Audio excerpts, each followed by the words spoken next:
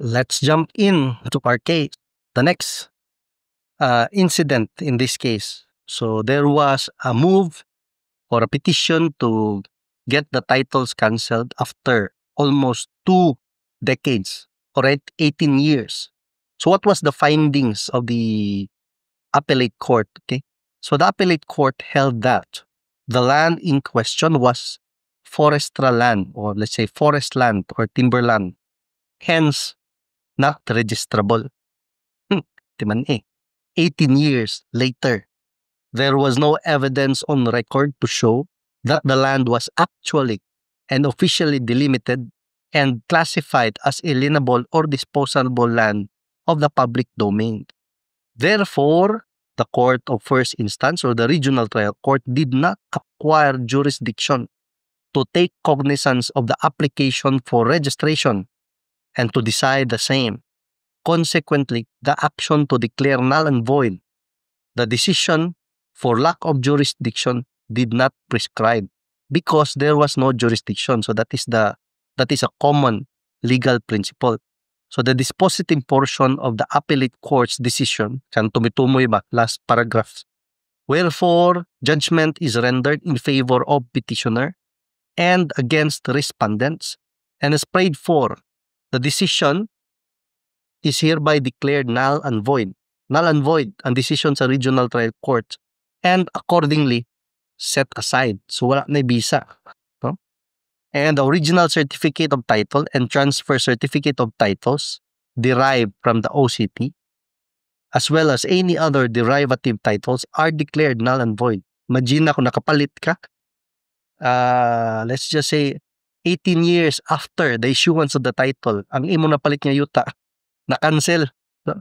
And the respondent register of deeds is ordered to cancel said titles, and the parcels of land covered thereby are ordered reverted to the state without pronouncement as to costs. So muna itong topic dire. Land title, judicial titling, hindi man yung maklaro. Reversion cases. So muna itong topic dire nga ano na ko guys ha, sakit yung bako. So the parcels of land were ordered reverted to the state without pronouncement as to cost. Kung ikaw tagiya sa yuta, kapalit ka, di ka mag-uol. Surprise kayo, di ba? Imagine na, 18 years later, almost 2 decades. What if nakatukod na kadag balay? What if natukod mo da building, dako na kayo na-invest for land development, and suddenly, ana lang ang resulta? It would be a nightmare, di ba? So, yeah, I will see you in the next episode and let's see kung sa stand sa petitioners for the motion for, kanifile man sila og motion for reconsideration. So as usual, since this is my advocacy, sharing the landmark cases and most recent updates, pero ang recent updates, malisod tag pangita kung ako raw sa. So muna nga, I would ask our listeners, if naaman galing, to please contribute the latest updates, laws, issuances, circulars, IRR. Pwede ninyo ma-share ang ako lang link to a gov.ph website ha, para official ba. I am asking for your contribution sa latest updates.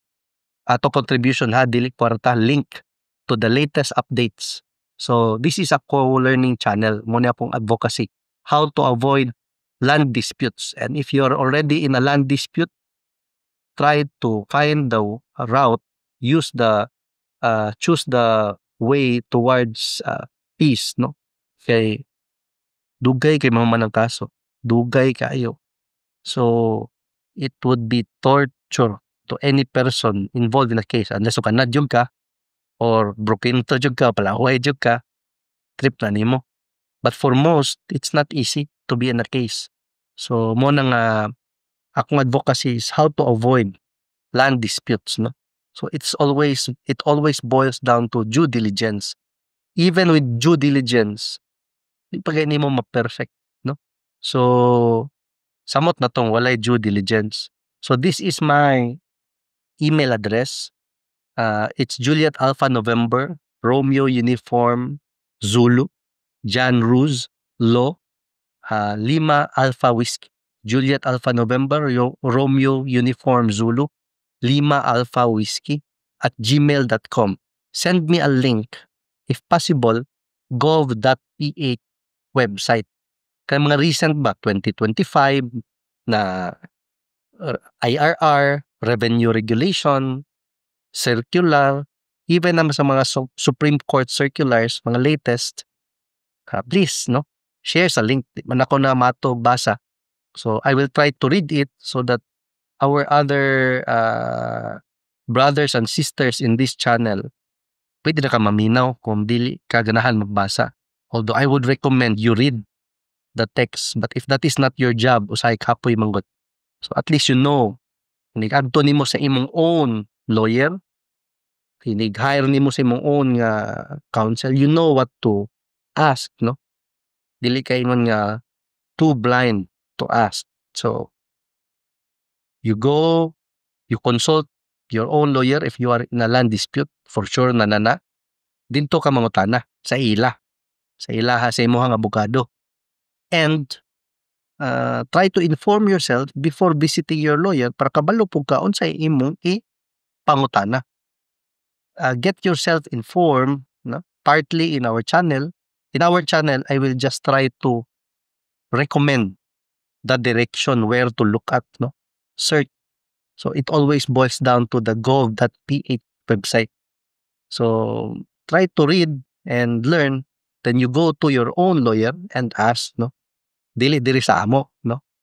I mean, you are welcome, but it is always preferred that you go to your own existing lawyer. Okay? So, wala man ta nag-channel diri para diri mo padong. Ato intention is you can avoid litigation, you can avoid land dispute by informing yourself and going to your lawyer fully, at least you are partly informed by doing your own due diligence. Nagbasa-basa po ka. And it's all mostly in the website sa mga government agencies. So, kung na may makita niya 2025, important, essential, share po, di ba? So, and I will try my best to share to you landmark cases, important laws, and recent updates. Okay? So, I will see you in the next episode. Thank you.